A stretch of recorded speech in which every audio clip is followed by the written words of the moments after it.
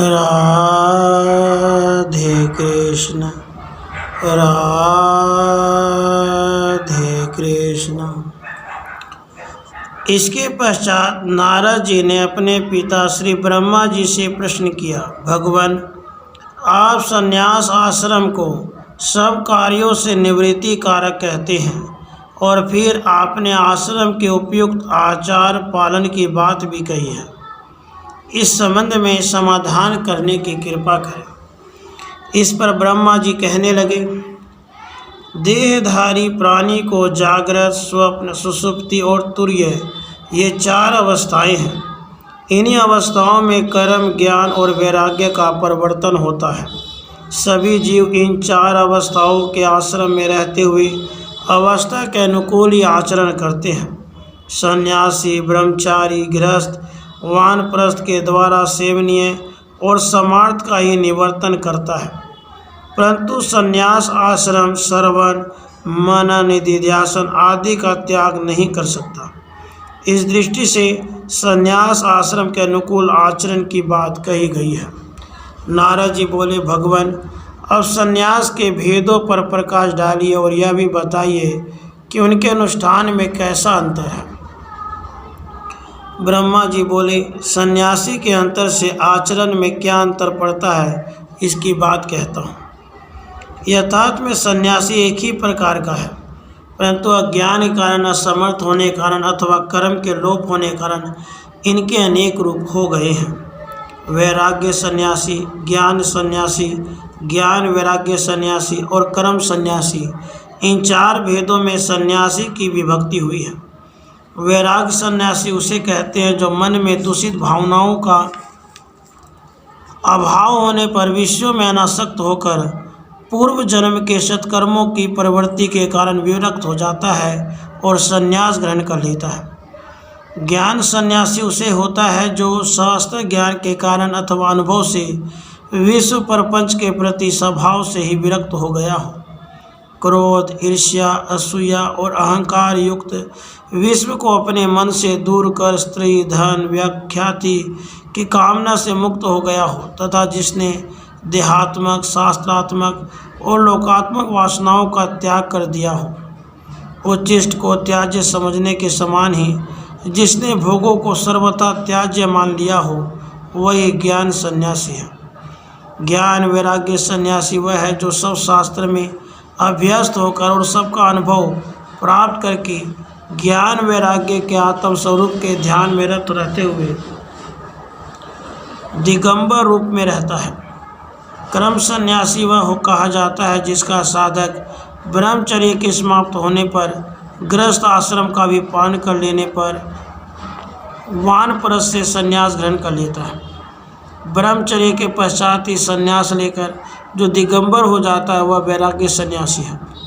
विद्वत सन्यासी को ज्ञान सन्यासी और विविदिशा सन्यासी को कर्म सन्यासी कहा गया है। कर्म सन्यासी निमित्त सन्यासी और अनिमित्त सन्यासी के भेद से 2 प्रकार का है। आतुर सन्यासी ही निमित्त सन्यासी है और कर्म सन्यासी अनिमित्त सन्यासी माना गया है। रोग आदि के कारण जिसमें सभी कर्म लुप्त हो जाते हैं तथा प्राण त्याग के समान जो संन्यास अवस्था स्वीकार की जाती है वह निमित्त सन्यासी है। देह बलवान है और साधक यह धारण करता है कि सभी उत्पन्न पदार्थ नाशवान हैं और इस प्रकार शरीर को भी त्याज्य मान लेता है। परमात्मा आकाशचारी हंस और अंतरिक्षचारी वसु है, वही वेदी में प्रतिष्ठित अग्नि है और वही होता है। वही गृहस्थों के अतिथि रूप में निवास करता है। मनुष्य में उसका अस्तित्व है। श्रेष्ठ वस्तुओं और सत्य में वह अवस्थित है। आकाश में भी वह है। जल, पृथ्वी और वाणी से तथा पर्वत से भी वो प्रकट होता है तथा इन सबसे भिन्न और विलक्षण रूप वही एक परम सत्य है। इस प्रकार जो पुरुष केवल परब्रह्म को ही सत्य मानकर ब्रह्म के अतिरिक्त सब पदार्थों को नाशवान मानता है और कर्म पूर्वक संन्यास आश्रम में जाता है, तब वह अनिमित्त सन्यासी कहा जाता है। वैसे कुटी चक्र, बहुदक, हंस, परमहंस, तुर्यातीत, अवधूत इन भेदों से 6 प्रकार के सन्यासी कहे गए हैं। कोटिचक सन्यासी शिखा और यज्ञोपवीत का त्याग नहीं करता, दंड, कमंडलू, कौपीन तथा कंथा धारण करता और माता पिता गुरु की सेवा में लगा रहता है। वह पीतर, खनित्र, झोली आदि साथ रखता और मंत्र सिद्धि में लगा रहता है। वह श्वेत, उद्र, पुण्य और त्रिदंड धारण करता और एक ही स्थान पर भोजन करता है। बहुतक भी कुटीचक के समान होते हैं, शिखा, यज्ञोपवीत आदि धारण करते और त्रिपुंड लगाते हैं। वे सबके प्रति समान भाव रखते हुए अनेक घरों से रोटी मांगकर केवल 8 ग्रास खाते हैं। हंस संज्ञक सन्यासी जटाधारी होते हैं। वे उद्र व त्रिपुंड धारण करते, कौपीन काटते और तुमी साथ रखते हैं। परमहंस शिखा सूत्र नहीं रखते, 5 घरों से अन्न मांगकर प्रत्येक रात्रि में भोजन करते हैं। पात्र के स्थान पर हाथ कोई काम में लेते हैं, इसलिए उन्हें कारपात्री भी कहते हैं। वे एक कौपीन, एक ओढ़ने का वस्त्र और बांस का दंड धारण करते हैं। यदि वह कुछ ओढ़नी नहीं तो भस्म रमा लेते हैं। वे सब वस्तुओं का त्याग कर देते हैं। तुर्यातीत सन्यासी गौ के समान देव इच्छा से जो कुछ मिल जाए उसी में निर्वाह करते हैं। वह किसी से कुछ नहीं मांगते, प्रायः फल का आहार करते हैं। अनाहार करे तो केवल 3 घरों से अन्न लाते हैं। वे देह के सिवाय और कुछ भी पास नहीं रखते हैं। वे दिगंबर रहते हुए अपनी इंद्रियों को मृतकों के समान चेष्टाहीन रखते हैं। अवधूत किसी प्रकार के बंधन को नहीं मानते। कलंकित और पतित मनुष्यों को छोड़कर बिना किसी वर्णभेद के अजगर वृत्ति से अन्न ग्रहण करते हैं तथा आत्म चिंतन में लगे रहते हैं। आतुर व्यक्ति संन्यास ग्रहण करने पर मृत्यु को प्राप्त न हो तो उसे विधिवत कर्म संन्यास ग्रहण कर लेना श्रेयस्कर है। कोटिचक, बहुतक, हंस, इन 3 प्रकार के सन्यासियों को ब्रह्मचर्य, गृहस्थ और वानप्रस्थ से क्रम से ही चतुर्थ आश्रम का विधान है। परमहंस, तुर्यातीत, अवधूत संन्यास वालों के लिए कटिसूत्र, कमंडलू, वस्त्र आदि रखने की आवश्यकता नहीं है। ये दिगंबर रहते हुए सभी वर्णों के घर से भिक्षा मांगने में स्वतंत्र हैं। संन्यास ग्रहण करने के समय मैंने जितना अध्ययन किया है वह पर्याप्त है, ऐसा निश्चय जब तक न हो तब तक अध्ययन करना उचित है।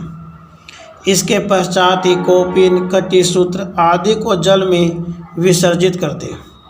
दिगंबर न हो तो कंथा आदि न रखे, अध्ययन न करे, प्रवचन कथा आदि न सुने और व्याख्यान आदि भी न दे। तर्क शास्त्र, शब्द शास्त्र कुछ ही पढ़ने की आवश्यकता नहीं है, केवल प्रणव ही जपना चाहिए। वाणी का व्यर्थ अपव्यय करना निरर्थक है। संकेत से बात करना भी निषिद्ध है। शूद्र, पतित एवं स्त्री से बात न करे। रसवाला स्त्री से तो भूलकर भी बात नहीं करे। उत्सव देखना, तीर्थ यात्रा करना, देव पूजन आदि भी यति के लिए जरूरी नहीं है। अब सन्यासी के कुछ विशिष्ट नियमों पर प्रकाश डाला जाता है। एक स्थान पर कुटीचक्र सन्यासी ही भोगभिक्षा ग्रहण करे। बहुतक सन्यासी अनिश्चित घरों में जाकर भोजन प्राप्त करे। हंस सन्यासी 8 घरों से एक ग्रास अन्न ले और केवल 8 ग्रास ही अन्न खाए। परमहंस को 5 घरों से अन्न ग्रहण करना चाहिए। उनके पास कोई पात्र नहीं होता, हाथ ही पात्र है। तुर्यातीत सन्यासी गौ के समान जो कुछ मिल जाए उसी में संतोष कर लेता है। वैसे ही जो कुछ भगवान इच्छा से प्राप्त हो जाए उसे ग्रहण करके भी संतोष कर ले। अवधूत सन्यासी अजगर वृत्ति से अन्न प्राप्त करे। सन्यासी किसी के घर में एक रात्रि भी निवास न करे, किसी को नमस्कार भी न करे। तुर्यातीत और अवधूत में कोई छोटा बड़ा नहीं होता। अवस्थाएं बड़ा होने पर भी वह समान है। जिसे अपने रूप का ज्ञान नहीं वह बड़ा हो तो भी छोटा है। सन्यासी को तैरकर नदी पार करना, वृक्ष पर चढ़ना, यात्रा में सवारी का उपयोग करना, क्रय विक्रय या अदला बदली करना, अहंकाररत रहना, असत्य भाषण करना आदि सबका निषेध करना, उन्हें तो केवल मनन करना ही श्रेयस्कर है। आतुर एवं कुटीचक संज्ञक सन्यासी भूलोक और भूवर्लोक को प्राप्त होते हैं। बहुदक स्वर्ग और तपोलोक को प्राप्त होता है। परमहंस सत्य लोक पाता है। तुर्यातीत और अवधूत अपने आत्मा में कैवल्य प्राप्ति का अधिकारी होता है। भ्रमर चिंतक कीट के समान आत्म रूप का ध्यान करने वाले वे दोनों प्रकार के सन्यासी स्वरूप भी प्राप्त होते हैं। मनुष्य अपने अंतिम काल में जिसका भाव चिंतन करता है वह उसी का रूप हो जाता है। श्रुति का यह उपदेश यथार्थ है। इस प्रकार जान लेने वाला सन्यासी आत्म रूप का दर्शन छोड़कर किसी अन्य विषय में परिवर्तन न हो। विभिन्न आचरणों का पालन करने से उन्हीं के अनुसार लोगों को प्राप्त होना होता है। जो ज्ञान वैराग्य से संपन्न सन्यासी है उसकी मुक्ति स्वयं में ही होती है। अपने आचरण से भिन्न किसी आचरण का पालन करने में न भटकना ही श्रेयस्कर है। जागृत, स्वप्न, सुषुप्ति इन तीन अवस्थाओं में उसका रूप रहता है। उसी की जागृत अवस्था में विश्व कहते हैं, स्वप्न अवस्था में वही तेजस और सुषुप्ति में प्राज्ञ कहा जाता है। अवस्थाओं के भेद से ही साधक भी अलग अलग होते हैं। कार्य भेद होते हैं, कार्य भेद ही कारण भेद है। 14 करणों वाली बाह्य अभ्यांतरिक वृत्तियों का कारण एक ही है।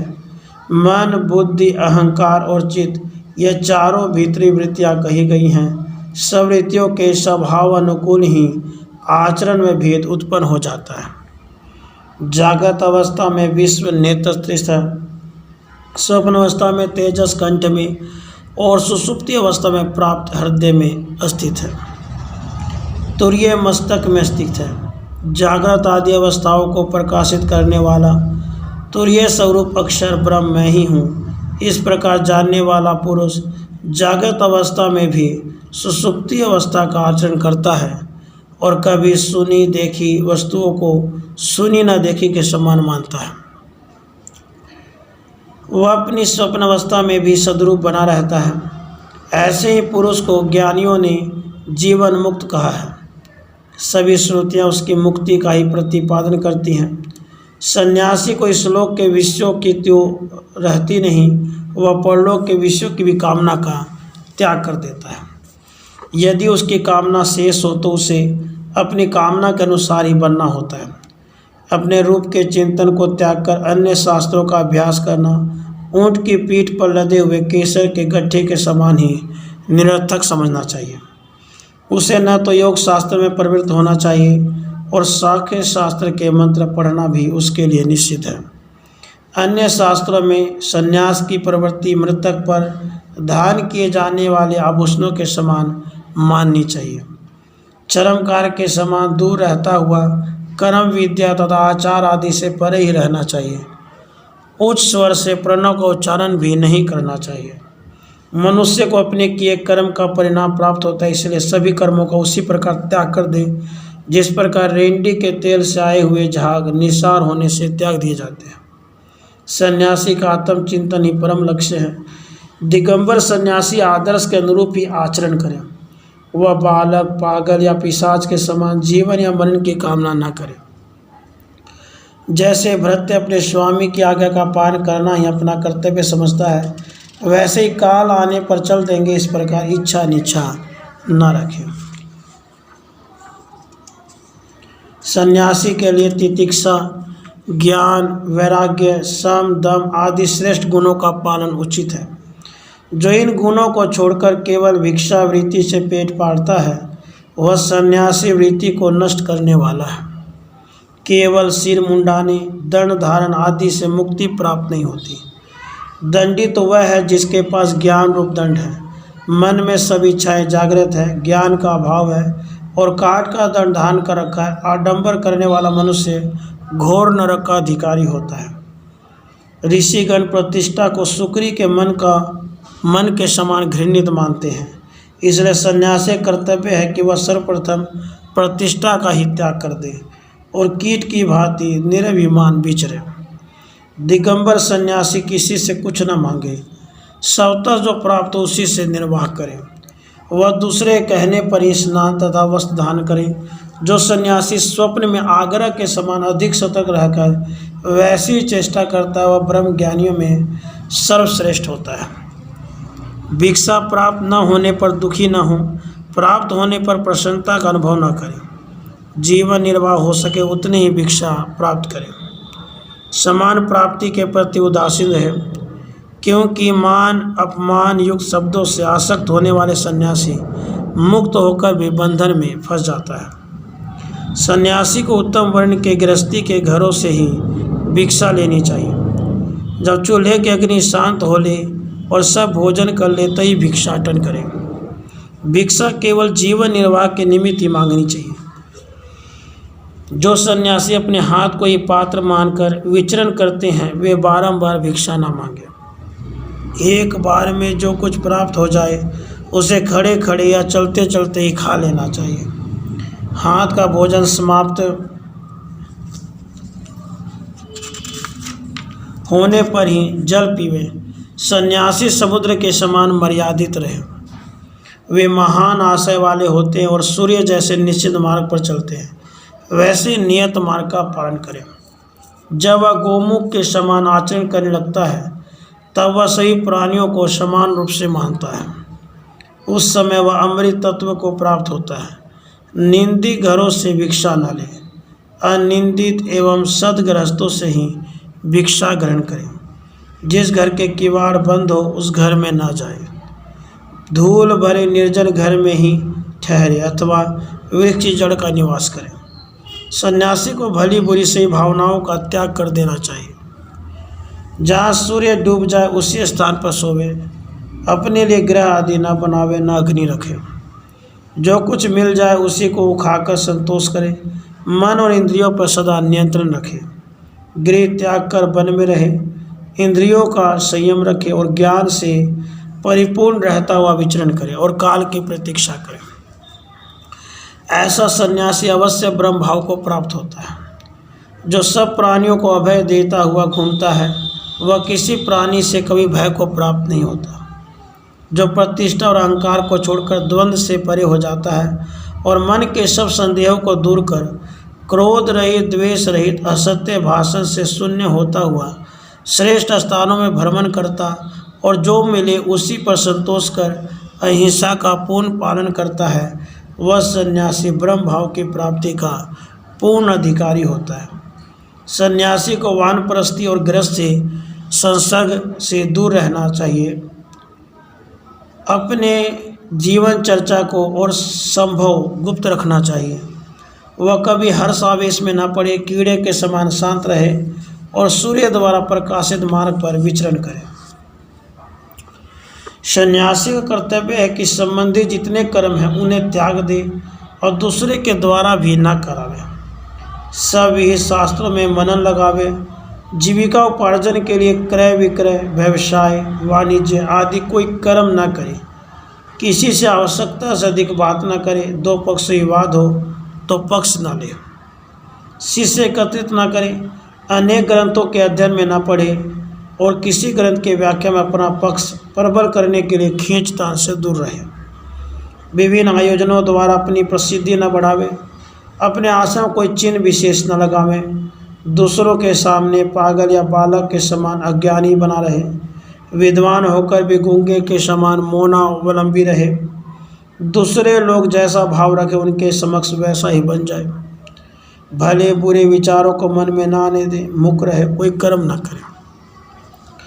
आत्मा में ही रमा रहे। सर्वत्र जड़ के समान शांत रहे। इंद्रियों पर संयम रखे। वासना का त्याग करे और पृथ्वी पर अकेला ही घूमे, किसी को साथी न बनावे। सबको समान रूप से देखे। बालक के समान चेष्टा करें। सभी कार्यों में कुशल होते हुए भी मूर्ख के समान बना रहे। वेदों का ज्ञाता हो तो भी गौ के समान निर्विकार रहे। सदा उन्मत्त के समान बात करे। दुष्टों द्वारा किए गए अपमान, मिथ्यारोप, लांछन आदि को शांत मन में सहन कर ले। वे मारे, बांध के रखें अथवा कार्यकलाप में बाधा डाले तो भी अशांत न हो। मूर्ख मनुष्य देह पर थूक दे, मल त्याग करे अथवा अन्य किसी प्रकार से कष्ट दे तो भी उसे सह ले। संकट के उपस्थित होने पर अपना ही उद्धार होने का प्रयत्न करें। दूसरों के द्वारा मिला हुआ आदर तब उपार्जन में हानिप्रद है, परंतु अपमानित हुआ सन्यासी बहुत शीघ्र ही अपने लक्ष्य को प्राप्त होता है। सन्यासी को उचित है कि वह किसी विचलित आचरण द्वारा सन्यासी धर्म को कलंकित न करे। उसे तो ऐसा आचरण करना चाहिए जिससे लोग उससे संपर्क स्थापित न करना चाहें अथवा उसका अपमान करता रहे। मन, वाणी और देह के द्वारा किसी भी जीवधारी के प्रति द्वेष न रखें और सब प्रकार की वासनाओं को छोड़ दें। जो सन्यासी काम आदि दोषों का त्याग कर देता है वह निडर हो जाता है। सन्यासी का निश्चित धर्म भिक्षावृत्ति द्वारा प्राप्त भोजन ग्रहण करना, तप करना, मौनावलंबन, ज्ञानान्वेष और विरक्ति भाव है। वस्त्र गिरुआ पहने गांव के किनारे वृक्ष के नीचे अथवा किसी देव मंदिर में रहे, अपने समय को ध्यान योग में लगाए रहे, भिक्षान से ही जीवन यापन करें, किसी एक ही गृहस्थ के भोजन कदापि न करें, सदा आश्रम के अनुकूल आचरण करें। जब अंतःकरण शुद्ध हो जाए तभी संन्यास ले, फिर सब पापों या पाप विषयक चर्चाओं से दूर रहकर मौनावलंबी होकर विचरण करें। सर्वत्र बाहर भीतर ब्रह्म को ही देखे, दुख को समान समझे, समाभावी रहे, जो मिल जाए उसी भोजन पर संतोष करे। ब्राह्मण, गौ, अश्व, मृग आदि सब प्राणियों के प्रति समान भाव रखे, स्वयं में परमानंद स्वरूप ब्रह्म का भाव रखे और ईश्वर को सर्वव्यापी माने। जो दंडधारी सन्यासी सब कामनाओं से मुक्त होता अथवा दिगंबर अकर्मण वाणी कर्म द्वारा विश्व प्रपंच को असार समझ उसे मुंह में फेर लेता है, वह निश्चय ही मुक्ति को प्राप्त होता है। राधे कृष्ण।